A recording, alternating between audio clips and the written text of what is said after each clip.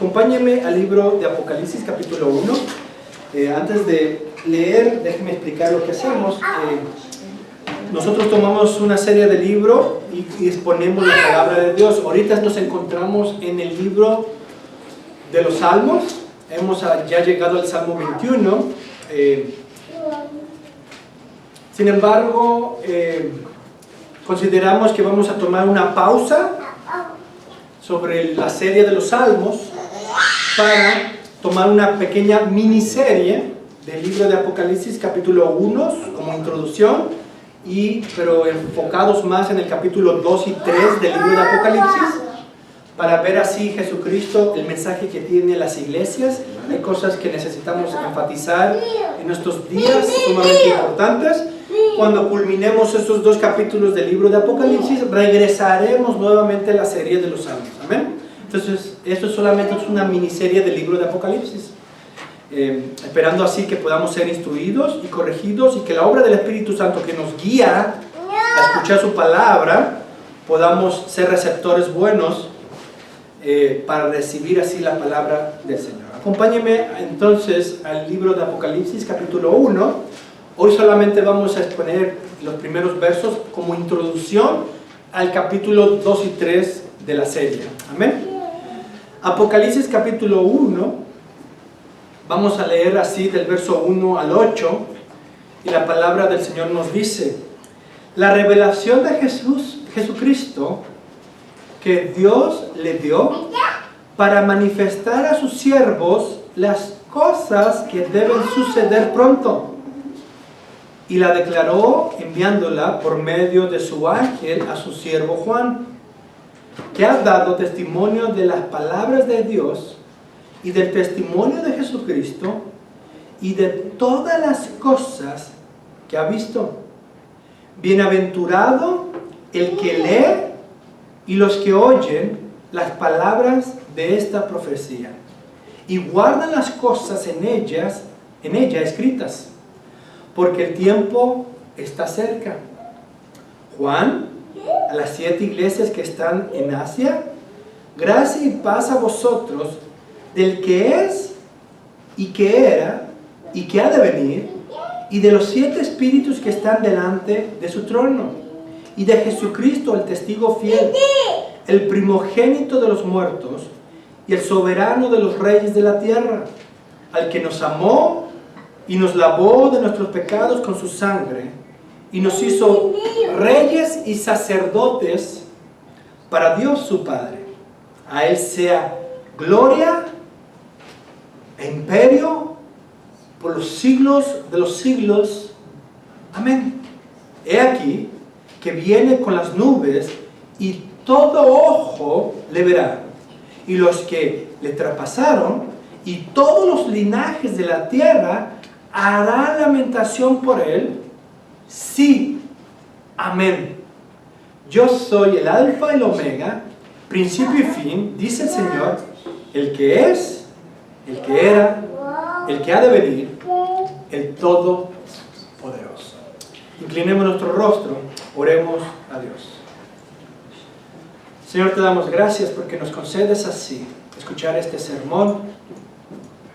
Te pedimos que tú hables, a tu pueblo, a tus siervos, para que podamos, como hombres y mujeres, entender así tu palabra y poder aplicarla a nuestras vidas. Te pido así que tú santifiques a tu iglesia, aquellos salvos por la gracia mediante la fe en Cristo Jesús, y que puedan encontrar su función, su ocupación en este glorioso, maravilloso reinado de Jesucristo. Gracias porque tú eres bueno, amoroso y misericordioso, por tomar nuestras transgresiones, lavarlas en Cristo Jesús y hacernos reyes y sacerdotes para la gloria tuya.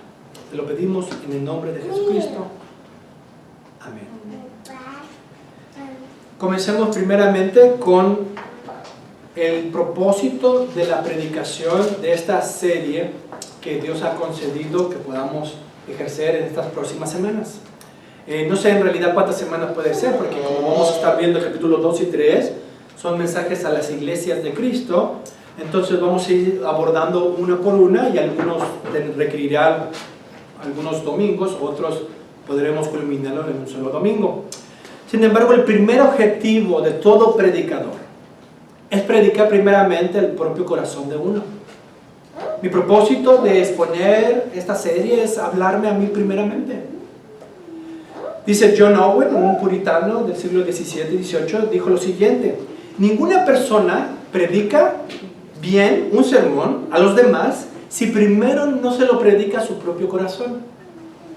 Quien no se alimenta, digiere y sustenta con lo que ha preparado para el pueblo, tal vez podría servir veneno, en la medida en que lo sepa, porque a menos que encuentre el poder de su mensaje en su propio corazón, no podrá tener ninguna pizca de confianza de contar con el poder de influir en el corazón de los demás.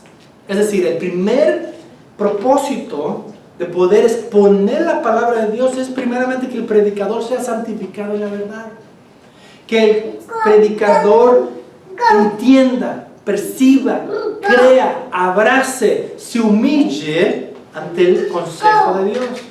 De esa manera el predicador tiene esa autoridad de hablar a otros y mostrar así la importancia de la verdad de Dios. Si nosotros podemos atender con esa devoción a la palabra de Dios, sin duda encontraremos que Dios es poderoso en hablarnos, no solamente al predicador que ha preparado, y eso es lo que hago cada domingo, preparar un sermón con el fin de influenciar y hablar la autoridad, llevando así las conciencias de los hombres sometida a la palabra de Dios.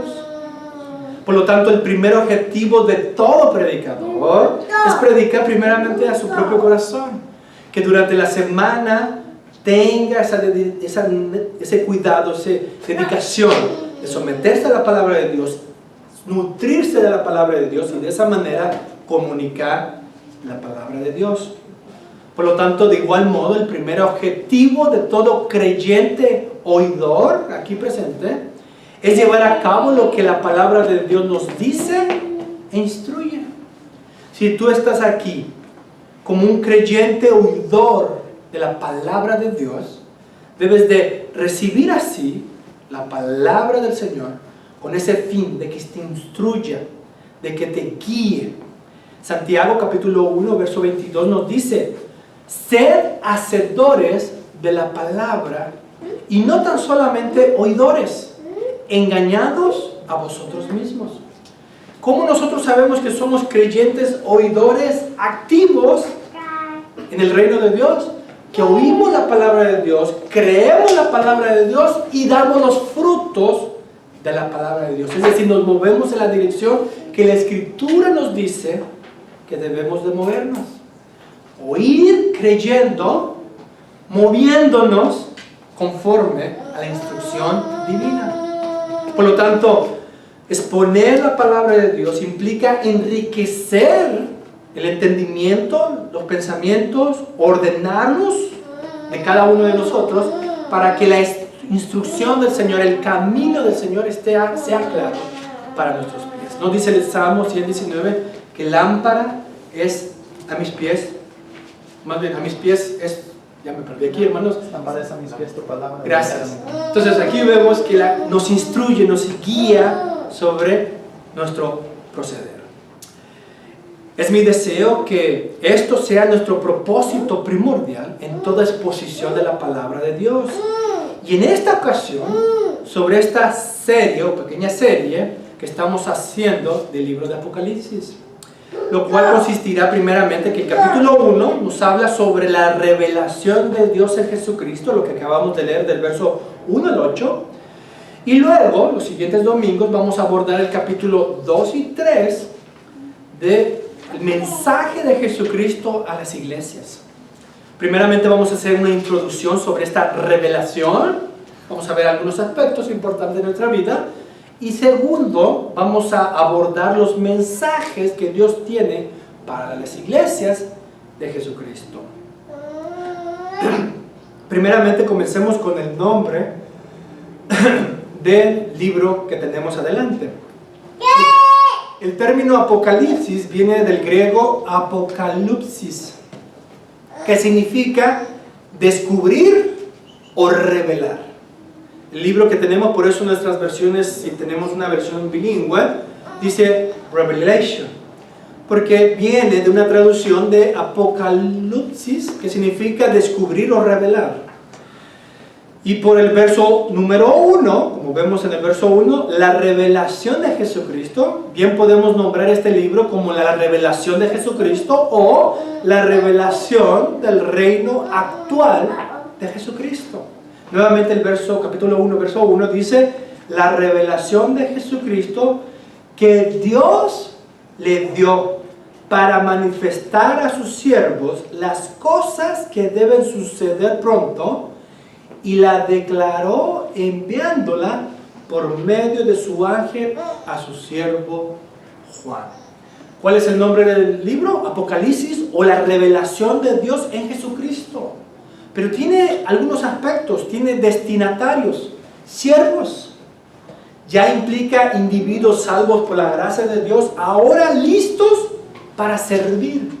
Eso requiere equipación. Es necesario que sepan, escuchen la declaración de lo que Dios quiere descubrir o revelar. Por lo tanto, bien podemos llamar este libro la revelación de Jesucristo o la revelación del reino actual de Jesucristo. Veamos ahora el punto de la interpretación del libro. Cuantos de ustedes a lo mejor han dicho, no, yo leo la Biblia, pero Apocalipsis yo no lo leo, es un libro muy complicado. Creemos que es un libro de algunos elementos raros, vemos muchos símbolos, yo Apocalipsis no lo leo. Eso es un descuido de nuestra parte. Si somos siervos, si Dios no solamente quiere y quiso revelar a Jesucristo para manifestar hacia sus siervos las cosas que deben suceder pronto, y que estas cosas las declaró de tal manera que las envió mediante su ángel a su siervo Juan, de tal manera que quedaron registradas para nosotros.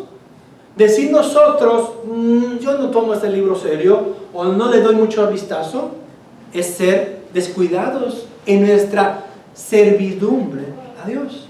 Porque el propósito de esta revelación o este descubrimiento es para instruir, equipar a sus siervos en esta revelación. Segunda de Timoteo, capítulo 3, versos 16-17, dice que toda la escritura es inspirada por Dios, útil para enseñar, para redarguir, para corregir, para instruir en justicia, a fin de que el hombre de Dios sea perfecto, enteramente preparado para toda buena obra. Toda la escritura tiene un fin de hacer al hombre enteramente preparado para toda buena obra. Es lamentable que a veces solamente extraemos los versículos de agrado y no nos educamos enteramente para ser preparados en toda buena obra. ¿Cuál es nuestro énfasis los últimos meses, años? Es que debemos de servir a Dios en gratitud por lo que Él es, por lo que Él ha hecho, y la gratitud que debemos ante Dios. Debemos estar preparados enteramente para toda buena obra.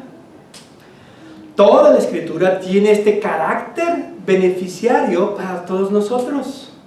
De igual modo, Apocalipsis capítulo 1, verso 3 dice, bienaventurado el que lee y los que oyen las palabras de esta profecía y guardan las cosas en ellas escritas, porque el tiempo está cerca.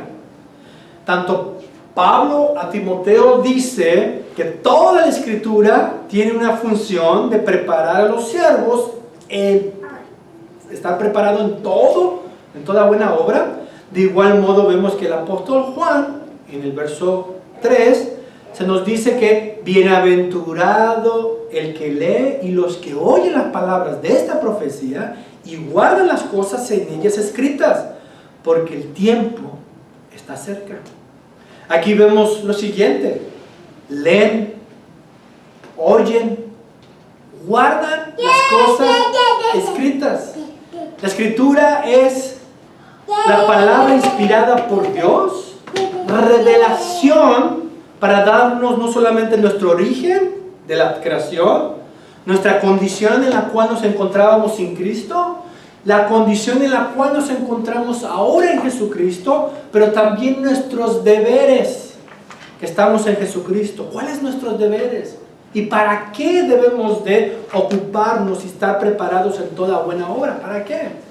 La palabra de Dios tiene ese fin. Por eso tanto se nos exhorta a leer, oír, guardar y movernos bajo esta instrucción. Luego el segundo punto que vemos en el verso 13 es porque el tiempo está cerca. El griego tiene por lo menos dos palabras para el tiempo. La primera es cronos, del que se derivan crónico o crónica y denota tiempo en el calendario de duración mayor o menor tiempo. La segunda es kairos, que significa un momento apropiado para una decisión y acción. Por lo tanto, cuando la escritura dice porque el tiempo está cerca, implica no solamente en un tiempo cronológico, sino más bien en un momento de kairos, no de caos, sino de kairos, es decir, un momento apropiado para una decisión y acción, una acción divina, una responsabilidad nuestra en los propósitos de Dios. Dios ha revelado para mostrar así su voluntad y sus propósitos, su acción divina, pero nosotros somos llamados a ser responsables bajo esta acción y propósito divino. Tenemos un tiempo de decisión, de hacer algo al respecto. Porque el tiempo está cerca implica tanto para el lector primario, es decir, el lector primario, recordemos, es la iglesia en aquel entonces recibiendo del apóstol Juan la revelación de Apocalipsis. Ese es el lector primario. Nosotros somos los lectores secundarios, que cuando por la gracia de Dios hemos sido alcanzados por la salvación de Dios, ahora venimos y leemos lo que quiere decir está cerca. Porque el tiempo está cerca implica tanto para el lector primario como para nosotros un momento apropiado para tomar una decisión y acción en cuanto a la revelación del reino de Jesucristo. En pocas palabras, Dios tiene la voluntad y reveló hacia Jesucristo y las cosas que tenían que ocurrir, nos hace responsables como siervos de tomar una acción en cuanto a esta revelación. Amén. Por lo tanto, atendamos con diligencia la palabra de Dios el día de hoy. Y el sermón de hoy lo he titulado Un manifiesto del reino de Cristo. Los siguientes domingos que estaremos hablando sobre la exhortación que Dios hace a la iglesia, vamos a verlo bajo este fundamento, que Dios quiso revelar un manifiesto del reino de Cristo. Comencemos primeramente con la definición de un manifiesto. Comencemos diciendo que el manifiesto viene de la palabra latín que significa o se pronuncia manifestus. Un manifiesto es un documento o algo escrito a través del cual se hace pública una declaración de propósitos o doctrinas. Según Apocalipsis capítulo 1, es un manifiesto de la voluntad de Dios en Jesucristo. Una declaración poderosa de los propósitos de Dios, de las enseñanzas o doctrinas que la iglesia es responsable nutrirse para conocer estos propósitos. Es una declaración, es un manifiesto del reino de Dios en Jesucristo. Dios resucitó a Jesucristo, venciendo así la muerte. Ahora nos revela una declaración de propósitos y doctrinas para que la iglesia sea santificada en la verdad de Jesucristo. Los 3 puntos que estaremos abordando hoy en este capítulo 1, será primeramente que este manifiesto o esta declaración de propósito y doctrina, primeramente en el verso 4 y 5 lo vemos que es una declaración soberana de parte de Dios o soberanamente. El segundo es dominante, tiene un fin de dominar así las cosas. Y tercero, majestuosa, de revelar así su propósito en Jesucristo. Pasemos primeramente al verso 4 y 5 para ver que es una declaración, un manifiesto del reino de Dios soberanamente. Verso 4 y 5 nuevamente dice: Juan, a las 7 iglesias que están en Asia, gracia y paz a vosotros, del que es, y que era, y que ha de venir, y de los 7 espíritus que están delante de su trono, y de Jesucristo, el testigo fiel, el primogénito de los muertos, y el soberano de los reyes de la tierra, al que nos amó y nos lavó de nuestros pecados con su sangre. Comencemos con esos primeros 2 versos. Vemos primeramente el verso 4, Juan a las 7 iglesias que están en Asia o en la provincia de Asia de aquel entonces. Las 7 iglesias implican la iglesia universal del Señor de aquel entonces como de ahora. Cuando en este caso el autor de la carta, por la revelación del Espíritu Santo, se le dice: escribe las 7 iglesias de Asia o de la provincia de Asia, se tiene un mensaje no solamente a esas iglesias y su entorno, lo que están sucediendo, pero su aplicación a esas iglesias que vamos a estar viendo en el capítulo 2 y 3, también tiene para la iglesia universal de Cristo. Leer la exhortación, el consejo, la instrucción que Jesucristo hace a las iglesias, tiene también una aplicación a nosotros, que no somos de la provincia de Asia, pero que somos parte como cuerpo y miembros del cuerpo de Cristo, de la iglesia del Señor. Por lo tanto, cuando vemos que se habla a las iglesias que están en la provincia de Asia, implica como aplicación también a la iglesia universal de todos los tiempos. Edman escribe lo siguiente sobre este comentario. Dice lo siguiente: las 7 iglesias a las que se dirige, pues, representaban toda la iglesia en todo el mundo y en todas las edades. Así pues, Juan está dirigiendo todo el libro a la iglesia universal. Cuando nosotros nos acercamos y vemos que le escribió a las iglesias, no solamente es algo para ellas, sino que Juan está escribiendo a toda la iglesia universal, la cual somos partes por la gracia de Dios. Amén. Por lo tanto, las 7 iglesias implica la iglesia universal, no solamente de aquel entonces, sino de todas las edades. El canon Muratori, a finales del siglo II, es un canon, es una recopilación de las escrituras de aquel entonces, en el siglo II, ya decía lo siguiente, y cito: ya también Juan, en el Apocalipsis, aunque escribe a 7 iglesias, habla a todas las iglesias.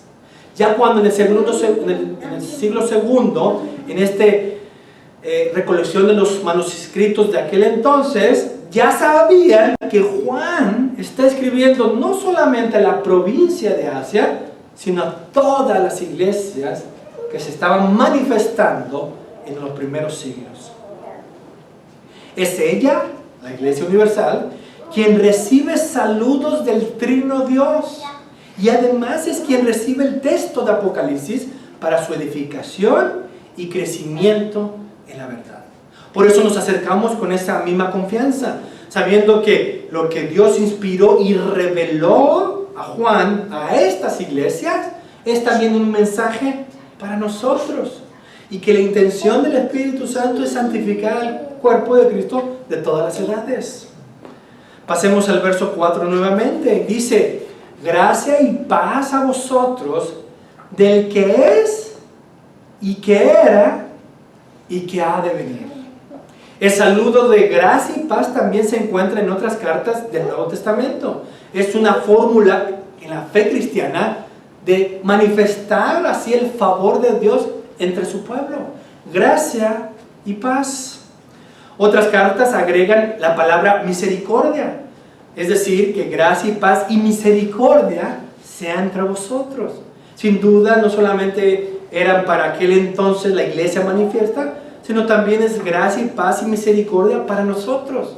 La revelación que Dios tiene en Jesucristo y su reino incluye que entendamos que hemos sido salvos por la gracia, estamos en paz con Dios porque hemos recibido así su misericordia.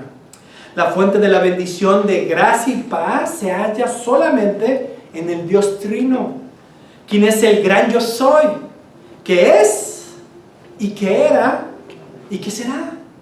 Cuando Él dice yo soy el gran yo soy, Él es el Dios poderoso, Él sigue siendo Dios, Él seguirá siendo el Dios poderoso. Por lo tanto, el saludo del que es, el que era y el que ha de venir no es más que el Dios todopoderoso. Volvamos al verso 4, dice, y de los 7 espíritus que están delante de su trono. En la teología trinitaria del apóstol Juan, presenta al Espíritu Santo como 7 espíritus que implican su perfección en su ser o plena manifestación de su propio ser. Cuando leemos en el verso 4, los 7 espíritus no es más que una reiteración de la perfección de Dios mismo en la persona del Espíritu Santo. No lo encontramos como Espíritu Santo, sino los 7 espíritus que están delante del trono de nuestro Dios. Es su perfección, es las virtudes que Dios revela de sí mismo y por lo tanto es una referencia al Espíritu Santo. Esto es tomado de Isaías capítulo 11, verso 2 y reiterado en la misma carta de Apocalipsis en el capítulo 5, verso 6 y Zacarías 4:10. Déjenme leerles Isaías primeramente, Isaías 11:2. Y reposará sobre él el espíritu de Jehová, hablando del Mesías, espíritu de sabiduría y de inteligencia, espíritu de consejo y de poder, espíritu de conocimiento y temor de Jehová. Es decir, ¿son diferentes espíritus? No, es solamente en el Jesucristo verdadero hombre, el Espíritu Santo estuvo presente, trayendo así sabiduría e inteligencia, consejo, poder, conocimiento, temor, confianza en Dios. Jesucristo constantemente repitió que Él venía a hacer la voluntad de Dios y descansaba determinadamente en hacer la voluntad de Dios.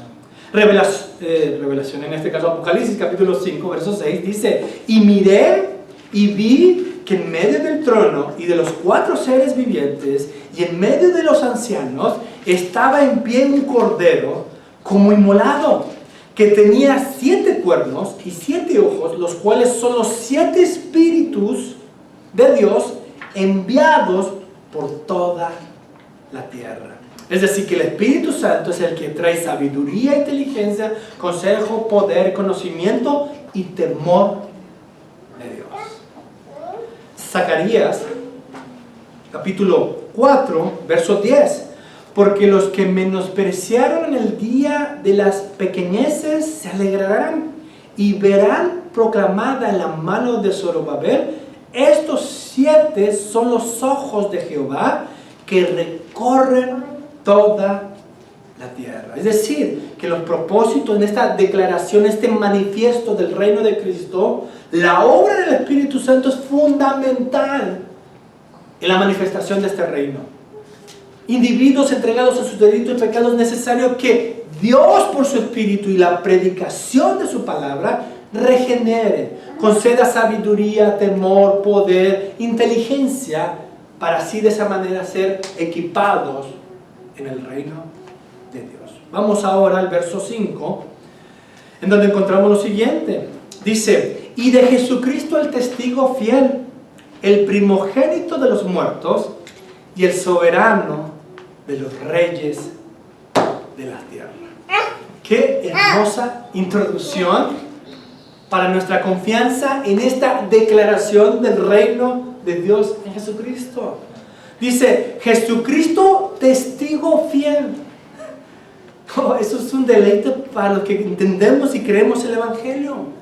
¿Quién obedeció a perfección la ley y los mandamientos de Dios? Jesucristo testigo fiel. Él es el Logos de Dios, la revelación plena de Dios para el ser humano. Jesucristo es testigo fiel de la voluntad de Dios para los hombres. Es lo que leemos en Lucas también. que es la manifestación y buena voluntad para los hombres. Jesucristo, Emmanuel, Dios con nosotros. Por lo tanto vemos, y de Jesucristo el testigo fiel, el primogénito de los muertos. ¿Quién restauró lo que Adán trajo a muerte? Y nosotros en Adán juntamente. Hoy en el camino mi esposa me decía, tal hijo de Adán, porque me estaba excusando como Adán se excusó, diciendo la mujer que tú me diste, y dijo clarito, tal hijo de Adán, porque así es nuestra condición, pecadores tal como Adán, pero que en Jesucristo, quien llevó en su cuerpo nuestros pecados, venció así la muerte, y Dios lo resucitó de entre los muertos, para que reinase sobre la tierra, el primogénito de los muertos y el soberano de los reyes y de la tierra. ¿Quién es el soberano sobre tu vida? ¿Quién es el que gobierna de principio a fin todas las cosas para que tú puedas someter y declarar con justicia y verdad lo que es justo hacer? Por lo tanto vemos aquí la bendición de gracia y paz que recibimos provenientemente, o primeramente y finalmente por parte de Jesucristo. Es Jesucristo quien nos concede la paz y la gracia, porque Él es el testigo fiel, el primogénito de los muertos, el soberano de la tierra. Jesucristo es la manifestación gloriosa del Trino Dios y el soberano por excelencia de la creación e incluso de los reyes de la tierra. Charles, un comentarista del libro de Apocalipsis, traduciría este texto de la forma siguiente, y él dice: el verdadero testigo de Dios, el soberano de los muertos, el gobernante de los vivos. Qué apropiada es la traducción nuevamente. Él lo traduce de la manera siguiente: el verdadero testigo de Dios, es decir, el verdadero ejemplo de lo que Dios quiere revelar, el soberano de los muertos, el gobernante de los vivos. ¿Quién gobierna tu vida? ¿A quién esperas que gobierne la vida de tus hijos, la vida de tu comunidad en tu iglesia, la vida de tu vecino? El soberano de los muertos como el gobernante de los vivos. Swift, otro comentarista, dice, y cito: la resurrección llevaba consigo un señorío potencial sobre toda la humanidad. El Señor ganó con su muerte lo que el tentador le había ofrecido como recompensa del pecado. Resucitó y ascendió a recibir el imperio universal. Él ganó a través de su obediencia y muerte lo que Satanás ofrecía como recompensa si él pecase. Gloria a Dios que él no pecó y fue recompensado por Dios mismo para ser el soberano de todos, y de esa manera recibió el imperio universal. Nuevamente vamos al verso 5. Al que nos amó y nos lavó de nuestros pecados con su sangre. Aquí el apóstol Juan presenta el señorío salvífico de Cristo, el cual gobierna todo el resto del libro. Lo que vamos a encontrar en el libro de Apocalipsis, capítulos 2 y 3, la exhortación es que Él es soberano sobre los vivos, pero que exhorta a la iglesia a ocuparse en su reino, porque nos ha comprado con su sangre, porque nos amó para que le amemos. Como dice el propio Juan, que no le amamos nosotros a Él, sino que Él primeramente nos amó. Por eso es que nosotros le amamos. Es el estímulo para todo triunfo y para el reino manifiesto de Dios aquí en la tierra. Jesucristo es Señor, con su sangre ha redimido a pecadores, pero ojo, con su muerte, resurrección y ascensión restaurará todas las cosas. ¿Cuál es la aplicación de estos textos del verso 4 al 5? Bueno, ¿cuál es el resultado de esta redención y soberanía manifiesta de Cristo en tu vida? Cuando lees estas cosas, es cerrar el libro de Apocalipsis, salir por esa puerta y vivir nuestras vidas ajenas a este manifiesto del reino de Cristo? ¿O estamos recibiendo la declaración de Dios de sus propósitos y la doctrina sana que es suficiente por la obra del Espíritu Santo para equiparnos en su reino? ¿Cuál es el resultado de esta redención y soberanía manifiesta de Cristo en tu vida? La respuesta debe de ser: Él nos hizo reyes y sacerdotes para Dios su Padre. Tenemos un servicio que rendir ante Él. Vamos al verso 6, que es sin duda un manifiesto del reino de Cristo dominantemente. Verso 6 vemos: y nos hizo reyes y sacerdotes para Dios su Padre. Esto no es más que la realización de lo dicho en Éxodos capítulo 19. Acompáñenme rápido a Éxodos capítulo 19, verso 6. Dice la Escritura: y vosotros me seréis un reino de sacerdotes y gente santa. Estas son las palabras que dirás a los hijos de Israel. ¿Qué nos dice?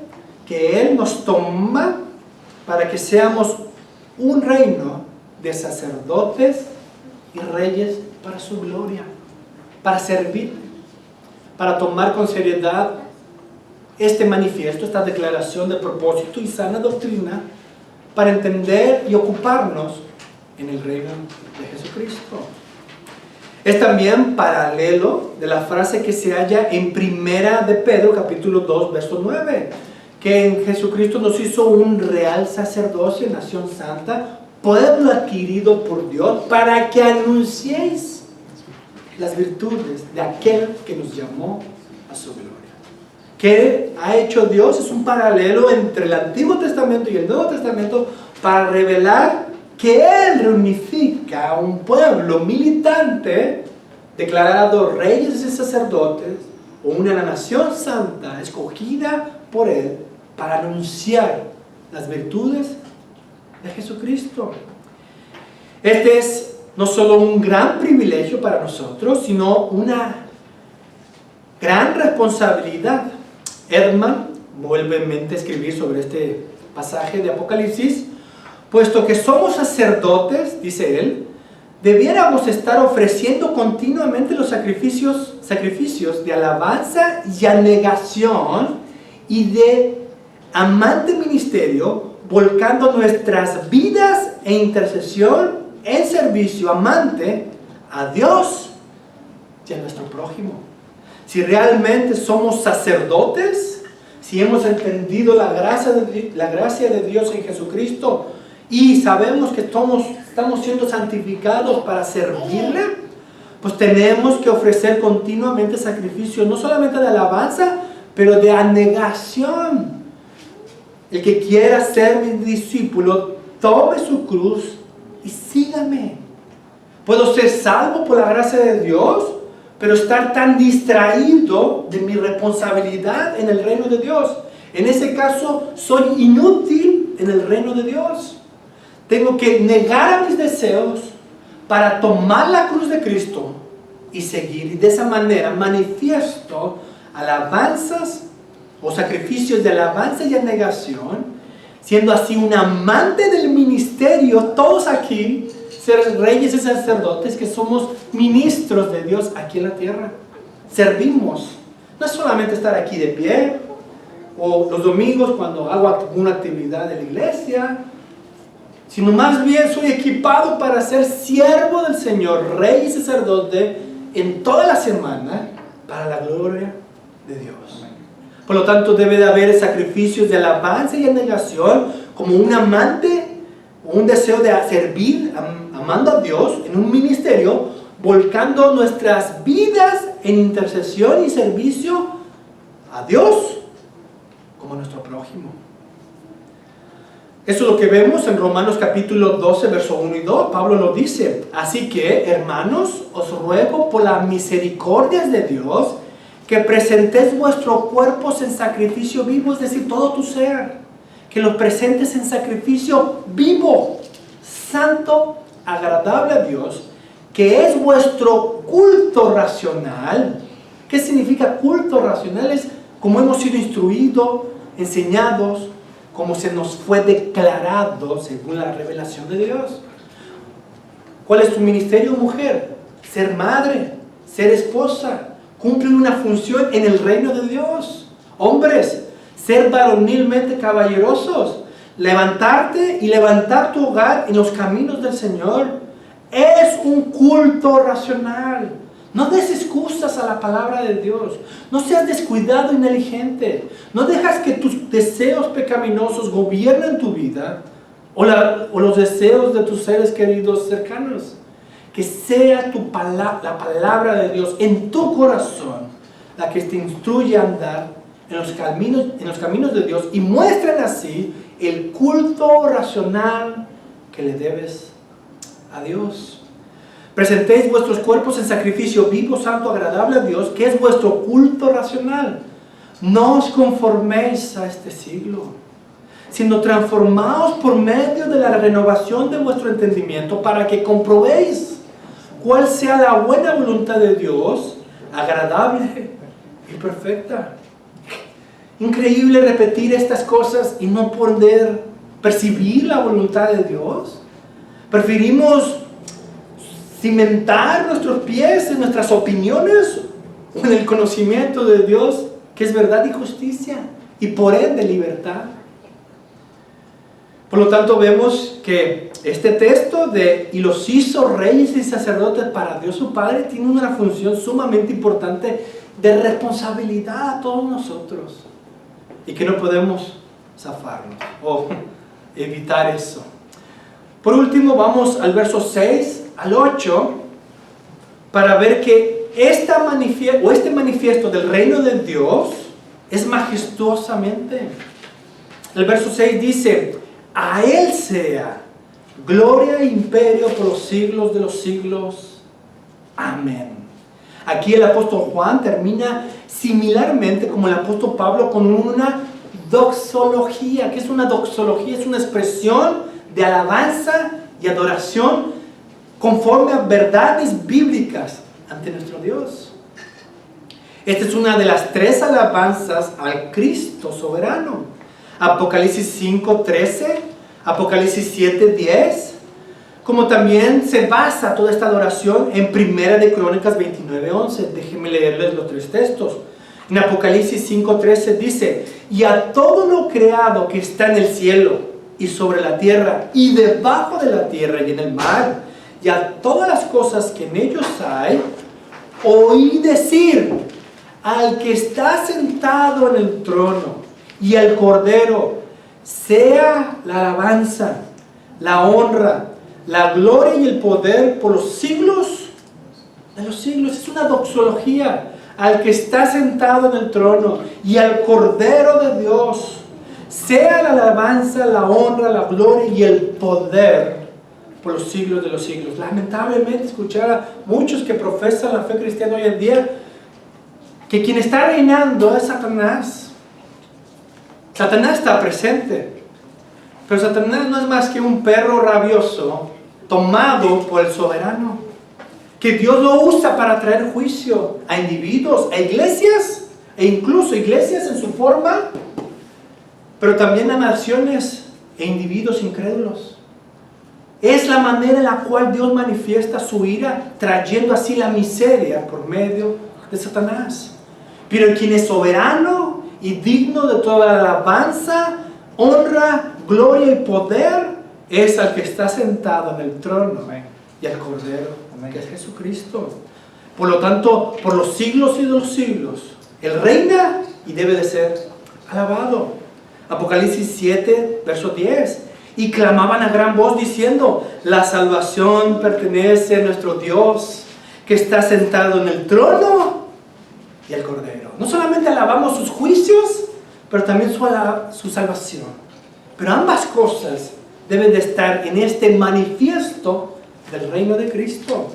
Y Primera de Crónicas 29:11: Tuya es, oh Jehová, la magnificencia y el poder, la gloria, la victoria y el honor, porque todas las cosas que están en los cielos y en la tierra son tuyas. Tuyo, oh Jehová, es el reino y tú eres el censo sobre todos. ¿Qué hizo Juan? ¿Qué vio Juan? Sino solamente la manifestación del Trino Dios sobre toda la tierra.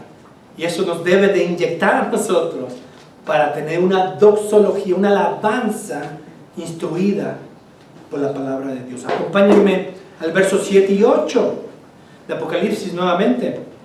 Dice nuevamente capítulo 1, versos 7 y 8. He aquí que vienen con las nubes y todo ojo le verá, y los que le traspasaron y todos los linajes de la tierra harán lamentaciones por él. Sí, dice el apóstol Juan, amén. Yo soy, dice el Señor, yo soy el alfa y el omega, principio y fin, dice el Señor, el que es, el que era y el que ha de venir, el todopoderoso. ¿Quién debe de gobernar todo aspecto de tu vida? El teólogo Abraham Cooper decía que no hay un centímetro en todo el universo en el cual Cristo no reclame es mío.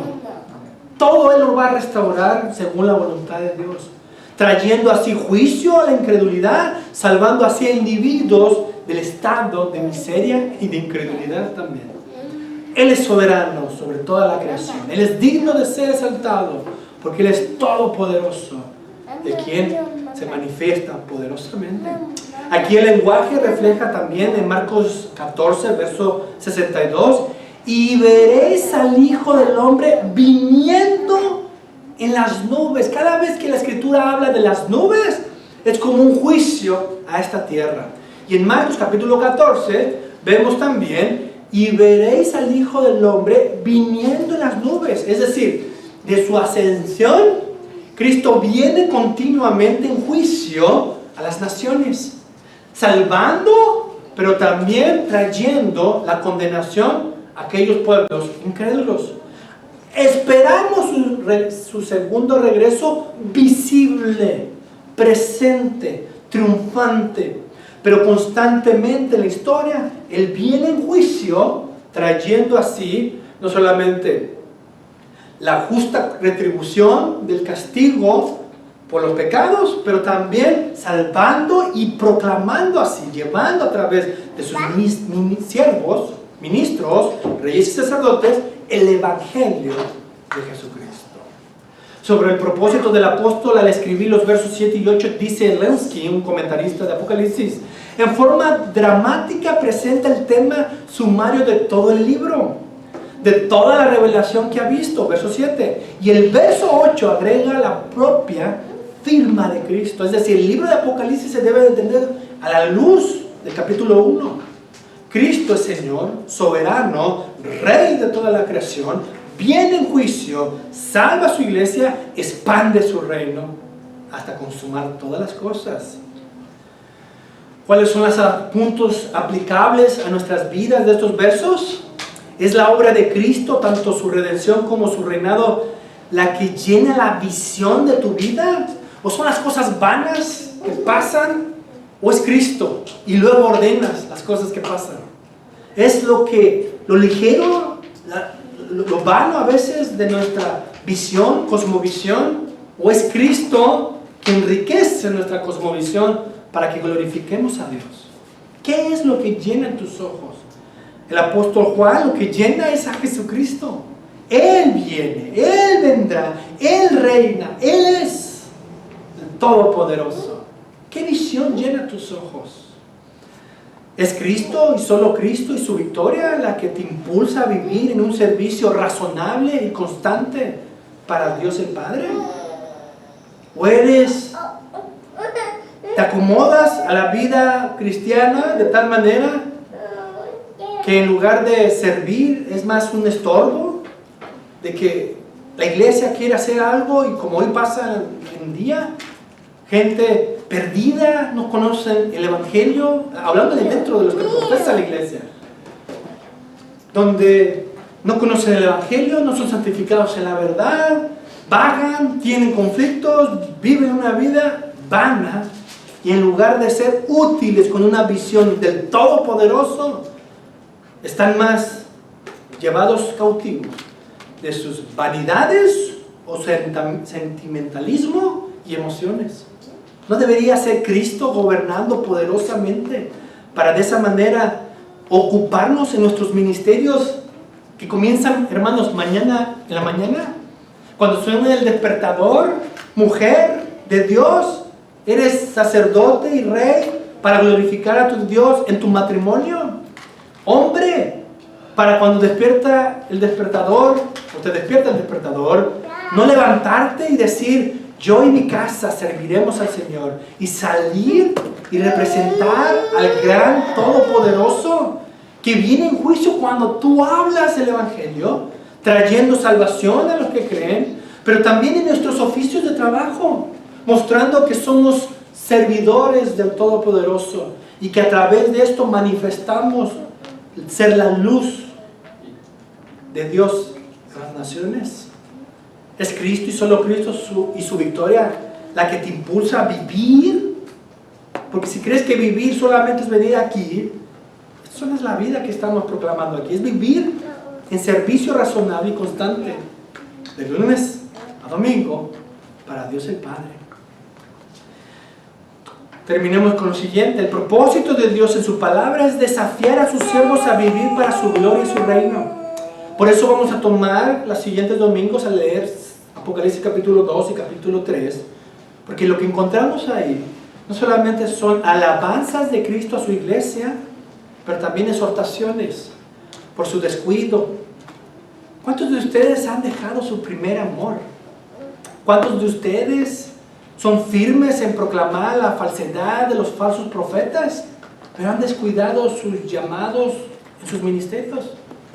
¿Cuántos de ustedes han dejado ese vigor y deseo de poner a Dios en todas las cosas y se han conformado a este mundo? Jesucristo habla así en capítulo 2 y capítulo 3. Alaba a la iglesia, pero sabe que no toda la iglesia se conforma a la verdad. No toda la iglesia está siendo santificada y por eso tiene que exhortarlo, para despertar en ellos su deber de servir a Dios, vivir para la gloria de Dios el Padre y su reino. Mi deseo, en lo personal, como introduje este sermón, es primeramente ser nutrido, y ese es mi deseo, estar aquí, de saber que somos llamados a servir a Dios en todas las esferas de nuestras vidas, pero también a exhortar y someter tu conciencia a la palabra de Dios para que le sirvas de corazón, que no sean tus emociones ni tus deseos ni de tu prójimo cercano, sino Dios por Jesucristo reinando sobre tu vida. ¿Cuál es nuestra respuesta? Tomemos ese desafío, conociendo la revelación que tenemos sobre Dios, sobre su palabra y la obra perfecta y gloriosa del reino de Jesucristo. Porque Apocalipsis capítulo 11, verso 15 nos dice: los reinos del mundo han venido a ser de nuestro Señor, de su Jesucristo, o de su Cristo, perdón.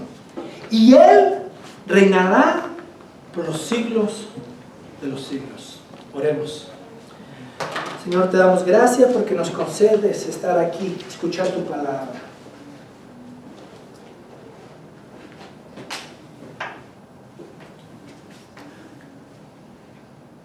Somos pecadores.